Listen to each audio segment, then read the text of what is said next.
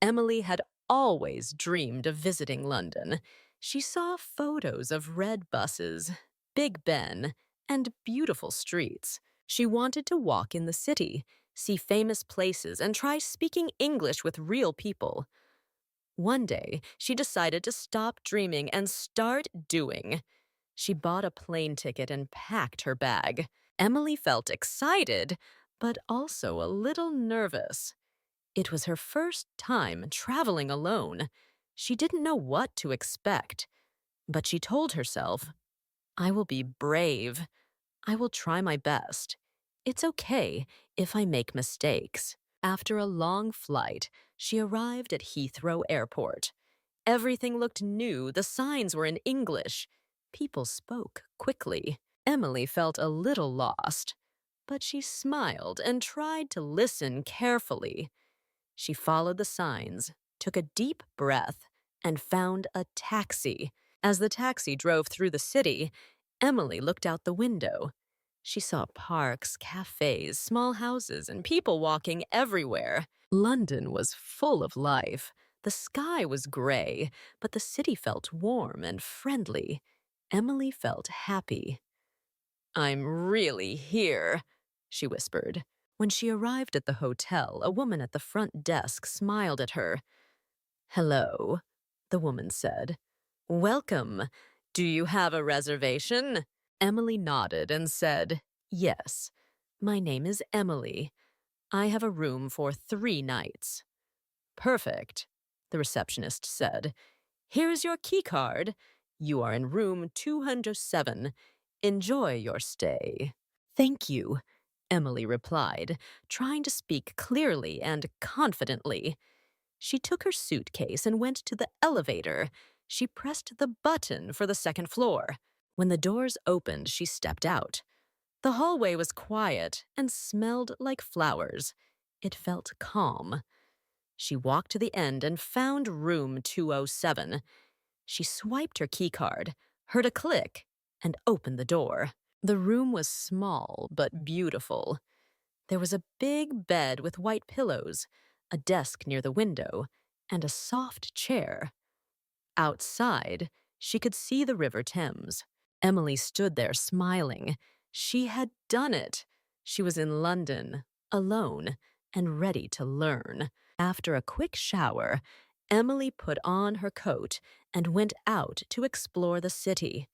She walked through the streets, looked at the buildings, and listened to the sounds around her. She visited Buckingham Palace and saw the guards in red jackets.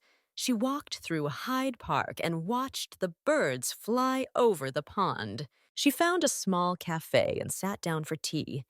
When the waiter came, she took a deep breath and said, Can I have a cup of tea, please? The waiter smiled and said, Of course. Emily smiled back. She had just ordered in English. It was a small moment, but it felt big. She felt proud. Later, Emily went to the London Eye. She stood in line, looked around, and listened to the people speaking different languages. When she got into the cabin and it started to rise, she saw the whole city. She saw bridges, lights, and tiny people below. It was beautiful. That night, when she returned to her hotel room, she sat at the desk and opened her travel journal. She began to write. Today was my first day in London. I was scared at first, but now I feel happy. I spoke English. I asked for tea. I visited many places. I'm learning. I'm trying. And that's enough. She closed her journal and looked out the window one more time. The lights of the city sparkled. She felt tired, but also full of hope. Before going to bed, she whispered a few English words to herself, words she had heard during the day. Reservation, tea, elevator, window, palace. She said them slowly and clearly. Then she smiled, turned off the light, and said to herself, Tomorrow is a new day. I can't wait to see what happens next. Emily had a wonderful first day in London. She saw many famous places. She tried to speak English. She even wrote in her travel journal. Now she was tired. Her feet hurt, and her eyes felt heavy. All she wanted was to go back to her hotel room, take a shower, and rest. The sky was dark when she returned to the hotel. The lobby was quiet. A few people were sitting and talking softly. Emily smiled at the receptionist and walked to the elevator. She pressed the button for the second floor, just like she did earlier that day. When the elevator doors opened, Emily stepped out. The hallway looked the same, calm, clean, and full of soft light. She walked slowly, dragging her suitcase behind her. She found room 207 at the end of the hall. She smiled to herself and swiped her keycard. The door opened with a soft click. Emily stepped inside, but something felt strange. There was a big black suitcase next to the bed. It had a green ribbon on the handle. Emily stopped and stared. That suitcase was not hers. She looked around the room. There were shoes near the door, big black shoes. On the chair, there was a shirt, a man's shirt. Emily felt her heart beat faster. Was she in the wrong room? Or did someone else move into her room? She looked down at her key card. It said room 207. So this must be the right room. But nothing looked right. Then she heard a sound. The bathroom door opened. A man walked out. He was wearing a towel and holding a toothbrush. He stopped when he saw Emily. His eyes opened wide. Emily froze. Her face turned red. She didn't know what to say. The man looked at her and asked, "Who are you?" I think I'm in the wrong room," Emily said quickly. "This is room 207, the man said, still confused. Emily looked at her key card again. "Yes, mine says 207 too," she said. The man walked closer. He held up his own key card and pointed to something Emily had not noticed. It said, "Room 207, third floor." Emily looked at her card again. She had gone to the second floor by mistake. "Oh no," she said. "I'm so sorry. I went to the wrong floor." The man started to laugh. "It's okay," he said, "but I was very surprised." Emily smiled, but she still felt embarrassed. "I really didn't mean to come in here. I thought this was my room." "No problem," the man said kindly. "Just check the floor next time." "I will," Emily said, and quickly stepped out of the room. Her heart was still beating fast. She walked back to the elevator and pressed the button. She couldn't believe what had just happened. She had walked into the wrong hotel room. A man came out of the bathroom, and he saw her standing there with her suitcase. When she got to the third floor, she found the real room 207. She swiped her keycard and went inside. Everything was where she had left it.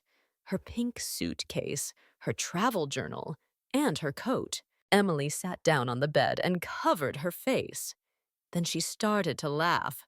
It was so embarrassing, but it was also very funny. She opened her journal and began to write. "Tonight I made a big mistake. I went to the wrong floor and walked into the wrong room. A man was there. He was shocked. I was shocked. But he was nice. We laughed. Now I know.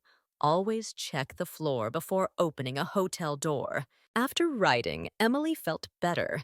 She was still a little embarrassed, but she also felt proud. She had made a mistake, but she didn't run away. She said sorry, stayed calm, and laughed about it. That was a good lesson. Before going to sleep, she said to herself, mistakes happen, and sometimes they make the best memories. Then she turned off the light, closed her eyes, and smiled. The next morning, sunlight came through the window. Emily opened her eyes slowly and smiled. She sat up in bed and looked around her hotel room. It was quiet and peaceful. She thought about what happened the night before. It still felt a little strange. She had walked into the wrong room. She had seen a man holding a toothbrush and wearing a towel. And somehow, everything had turned out fine. Emily picked up her travel journal and read the page she wrote the night before. She laughed softly. Now, the mistake felt funny, not scary. It was something she would always remember. She had made a big mistake, but nothing bad happened. In fact, it had taught her something important. She got dressed and went downstairs to the hotel lobby. As she walked past the breakfast area, she saw the man from last night. He was sitting with a cup of coffee. When he saw her, he smiled and waved. "Hi, room 207," he said with a laugh. Emily laughed too. "Hi, thanks again for being so kind." "No problem," the man said. "It was a surprise, but it's a good story." Emily felt warm inside. She was glad he didn't get angry. Instead, he smiled, stayed calm, and even laughed with her. That short moment showed her something special. Most people are kind when we make mistakes, and being kind to ourselves is also important. After breakfast, Emily walked outside to enjoy her last full day in London. As she walked across a small bridge, she thought about everything that had happened since she arrived. She remembered how nervous she felt when she first landed at the airport. She was afraid to speak English. She didn't want to say the wrong words. But now she felt different. She had spoken English with the receptionist, with waiters, with tourists, and even with a stranger in a towel. Her English wasn't perfect, but it was enough. She had tried, and people understood her. That made her feel strong and proud. She sat on a bench by the River Thames. Boats passed slowly on the water. The sky was cloudy, but the city still looked beautiful. Emily opened her journal again and wrote, "Today I feel confident. I made a mistake last night, but I learned something. Mistakes are part of life. They can help us grow. I also learned that kindness makes everything easier, and I'm proud of myself for trying." After writing, Emily decided to buy a small gift for herself. She went into a little shop near the river and found a keychain shaped like the London Eye. It was shiny and silver. She smiled and thought, "This will remind me of my trip and my mistake in room 207. She bought the keychain and put it in her bag. Then she wrote one more line in her journal. "For me, a gift for being brave." Later that afternoon, Emily joined a small walking tour. The guide spoke slowly, and Emily listened carefully. She asked one question in English, then another. She talked with a woman from Italy and a couple from Canada. She didn't worry about being perfect. She just spoke from the heart, and it felt good.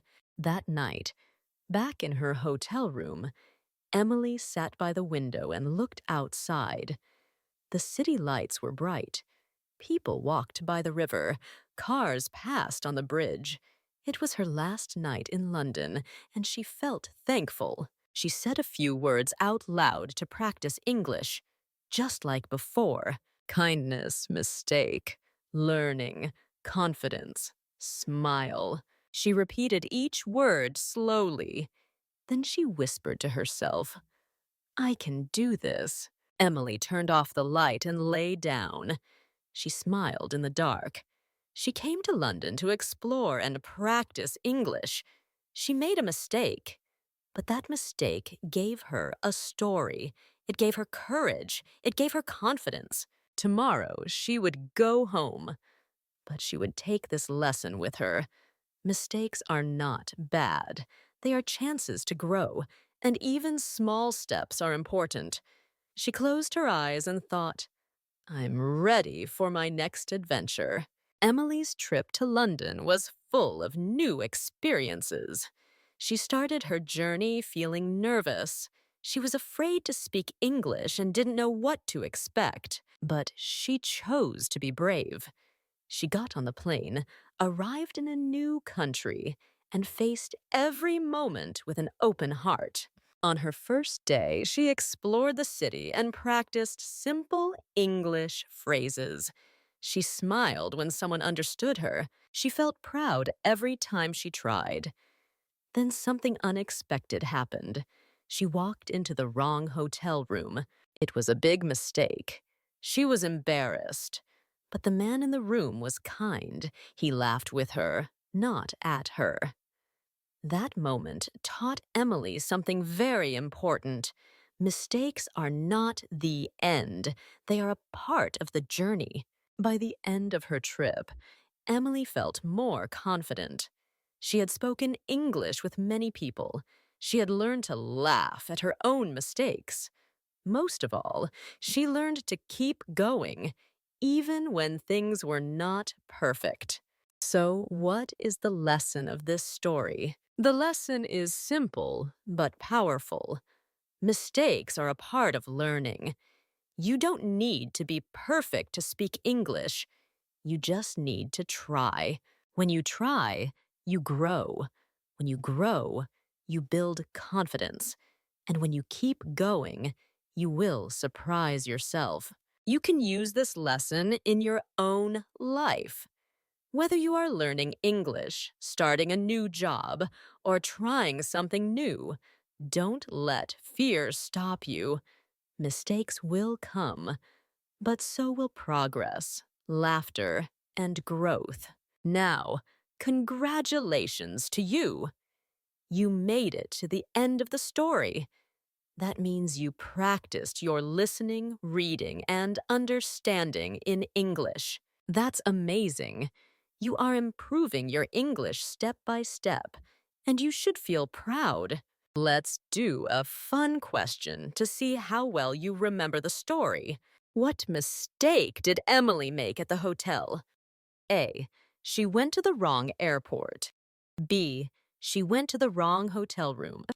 Write your answer, A or B, in the comments below. And if you enjoyed this story, please subscribe to our channel to support more helpful content. Your support gives us the motivation to keep going. If you believe in what we're doing, consider donating to help us grow. In the beginning, it's not easy to create high-quality content. We do this for free to help you learn English. Every little bit helps. Thank you for listening, and see you in the next story. Keep learning, keep smiling, keep going.